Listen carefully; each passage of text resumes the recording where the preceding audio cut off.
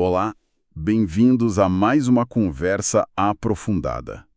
Hoje a gente vai mergulhar num tema, assim, bem crucial do nosso Código Penal. Olá, isso aí. Vamos focar naqueles crimes que mexem com a confiança do dia a dia, sabe? Falsificações de documentos, papéis e também aqueles atos contra a administração pública e a justiça. Exato. A nossa base aqui são textos que detalham esses artigos específicos do Código. E o objetivo, não é só ficar listando crime e pena. A ideia é entender o porquê dessas leis, qual o impacto delas, como é que o Código tenta proteger, a validade dos documentos, a honestidade no governo, o funcionamento da justiça. Perfeito. É bem isso. É um olhar sobre como a lei tenta garantir o que a gente chama de fé pública, Essa confiança que todos nós depositamos na autenticidade das coisas e na integridade das nossas instituições. Vamos analisar como o Código define e pune essas condutas que podem, minar a base do nosso Estado, da nossa sociedade. Ótimo. Então vamos começar por algo bem fundamental: os papéis, os documentos oficiais. O Código fala em falsificar títulos, papéis públicos. O artigo 293 já parece começar bem amplo, Pega desde selo de imposto até passagem de ônibus. Sim, o 293 é um artigo-chave. Ele trata da falsificação de uma série de itens que são, essenciais para a arrecadação, para os serviços públicos. Pense em selo de controle tributário, papel selado, até títulos da dívida pública, vale postal. Nossa, bastante coisa. E bilhete de transporte público também, como você falou, de União, Estado, município. Fabricar ou alterar essas coisas é crime sério. A pena vai de 2 a 8 anos de reclusão mais multa. Pesado. Mostra o quanto o Estado protege essas fontes de receita e a confiança nesses papéis, E não é só criar o papel falso, certo? Quer dizer, se alguém usar, guardar, importar, vender, isso aí também é crime. E se usar um produto que está com selo fiscal falso lá no comércio? Correto. O parágrafo 1º estende a punição para toda essa cadeia. Quem usa, quem guarda, compra, vende, importa, quem faz circular esses papéis aos selos falsos. E inclui isso que você mencionou, usar produtos no comércio sabendo que o selo é falso ou que está faltando o selo obrigatório. A lei pensa até em coisas mais, digamos, espertas. Tipo o quê? Tipo, apagar a marca de inutilização num documento que já foi usado para tentar usar de novo. Ou usar esse papel que foi alterado. Basicamente, qualquer tentativa de burlar o sistema com esses papéis ou selos falsos é crime. As penas podem ser um pouco menores que a da falsificação original, mas ainda são relevantes, de 1 a 4 anos. Entendi. E quem fabrica as ferramentas? As máquinas, os moldes, para fazer essas falsificações? Boa pergunta. Isso está no artigo 294 sobre petrechos de falsificação. Fabricar, adquirir, fornecer ou mesmo só guardar equipamento que é feito especificamente para falsificar esses papéis também é crime. A pena é de 1 a 3 anos de reclusão e multa. E aqui tem um ponto importante que a gente vai ver se repetir. Se quem faz isso é funcionário público e se aproveita do cargo, a pena aumenta. Isso está no artigo 295. Ah, faz todo sentido. Reforça aquela ideia de que a quebra de confiança vinda de dentro é pior ainda, Exatamente. A traição da confiança pública é vista como mais grave. Ok. Saindo um pouco desses papéis mais ligados a dinheiro, imposto, como a lei protege a autenticidade dos selos e documentos oficiais de forma mais geral? O artigo 296 fala de selos, sinais públicos. Qual a diferença? Isso. O 296 foca nos símbolos que dão aquela garantia de autenticidade do Estado, sabe? O selo oficial da União, dos estados, dos municípios, ou aqueles sinais que os tabeliões usam para validar atos. Falsificar esses selos, tipo fazer cópia ou alterar um verdadeiro, é crime. Pena de 2 a 6 anos de reclusão e multa. E, de novo, não é só falsificar. Usar também. Usar o selo falso ou usar um selo verdadeiro de forma errada para prejudicar alguém ou para levar vantagem também é punido. A ideia é proteger a certeza de que um documento com aquele selo é de fato legítimo. Certo. E, claro, a pena aumenta se for um funcionário público abusando do cargo, isso está no parágrafo 2º. Entendi. E a falsificação do documento em si?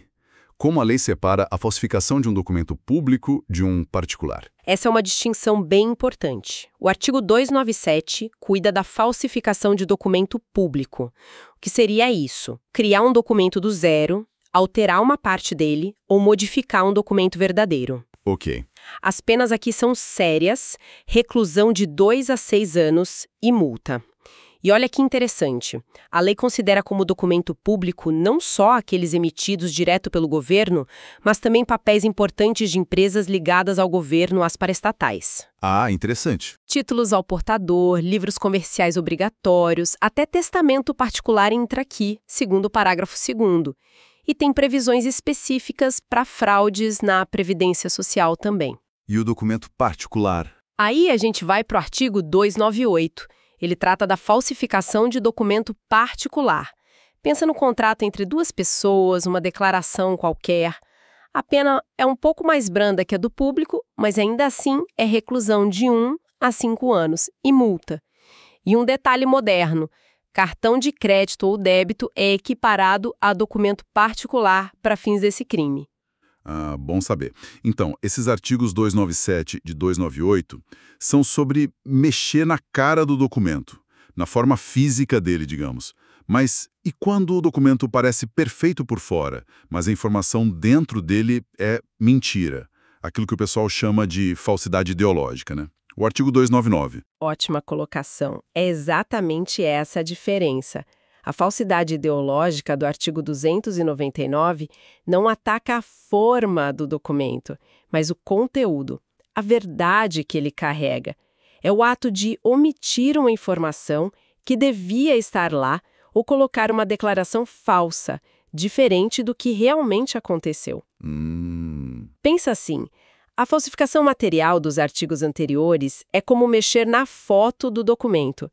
A falsidade ideológica é escrever uma legenda mentirosa para a foto, mesmo que a foto pareça ok. Boa analogia. E o objetivo tem que ser prejudicar um direito, criar uma obrigação que não existe ou alterar a verdade sobre um fato que é juridicamente relevante. A pena varia. Se for documento público, é de 1 a 5 anos, se for particular, 1 a 3 anos. E, claro, sempre tem a multa e a pena aumentada para funcionário público ou se for em registro civil. Além dessas falsificações mais gerais, tem tipos mais específicos que a lei aborda. Lembro de ter visto algo sobre falso reconhecimento de firma, atestado médico falso. Sim, o Código densa detalhes em algumas situações. Tem um artigo 300, que é o falso reconhecimento de firma ou letra, quando alguém em função pública diz que uma assinatura que não é verdadeira é. Tem o 301, que é a certidão ou atestado ideologicamente falso, quando um funcionário público mente sobre um fato para beneficiar alguém indevidamente, tipo para conseguir um cargo, uma isenção. Certo. E o 302 trata especificamente do atestado médico falso. Até para selo de coleção, filatelia, tem um artigo, o 303. Nossa. Geralmente são crimes com penas um pouco mais leves, detenção ou reclusão mais curtas e multa. Mas podem piorar se tiver intenção de lucro ou se for funcionário público. São variações do mesmo tema: proteger a verdade nas declarações oficiais ou especializadas. E se a pessoa não foi quem falsificou, mas só usou o documento falso? Ou pior ainda, destruiu um documento verdadeiro que era importante. Usar um documento falso é considerado tão grave quanto falsificar. O artigo 304 é claro. Quem usa qualquer um desses documentos falsos que a gente falou, público, particular, ideologicamente falso, materialmente falso, recebe a mesma pena que estava prevista para a falsificação daquele tipo de documento. Entendi, a pena é a mesma. Exato. E sobre destruir?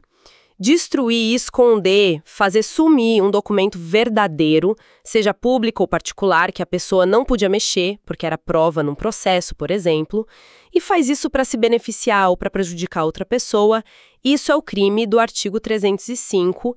As penas aqui são equivalentes às da falsificação de documento público, 2 a 6 anos, ou particular, 1 a 5 anos, mais a multa.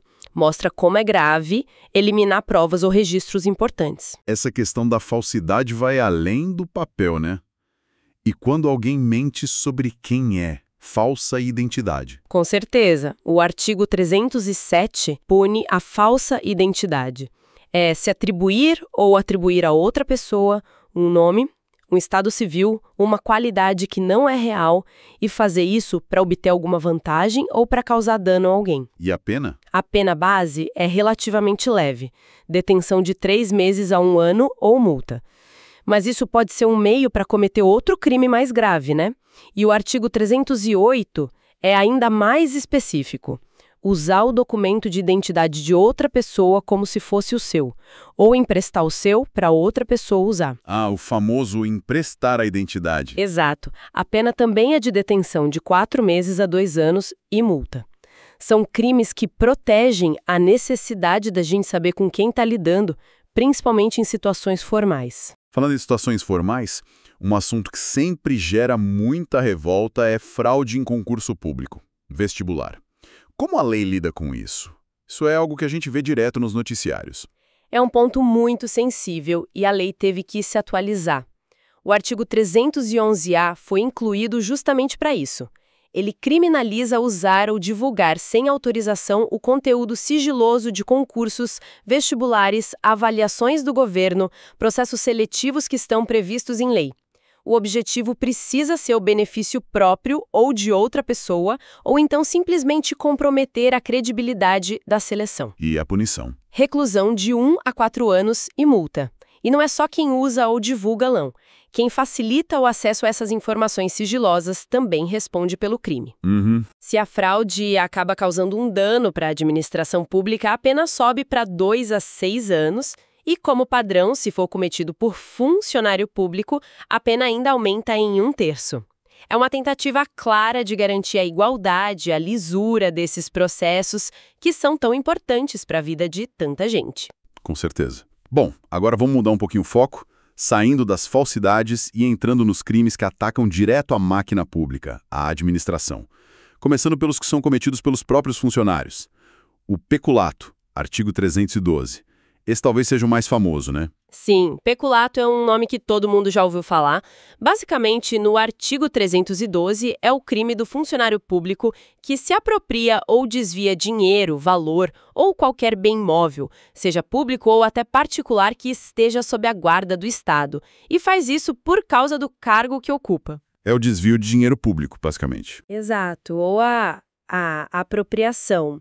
A pena aqui é bem alta, reclusão de 2 a 12 anos e multa. Reflete a gravidade de trair a confiança pública e o prejuízo direto aos cofres ou bens públicos.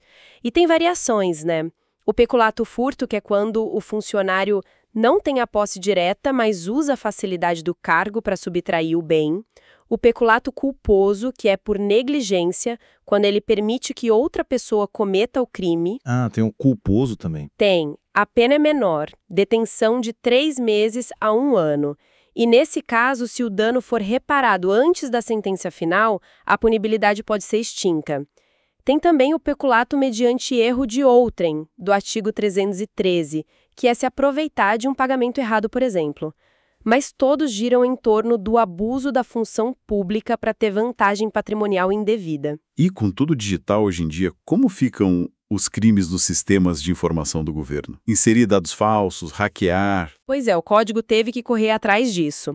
O artigo 313-A pune o funcionário que insere dados falsos ou facilita essa inserção, ou que altera ou exclui dados corretos nos sistemas informatizados da administração pública, e faz isso para obter vantagem para si ou para outro ou para causar dano. Tipo, fraudar um cadastro para receber um benefício que não tem direito. Exatamente. A pena é alta, de 2 a 12 anos, comparável ao do peculato doloso. E o artigo 313-B pune a modificação ou alteração não autorizada de sistema de informações, também cometido por funcionário autorizado. São respostas legais a essas novas formas de ataque à administração pela via digital.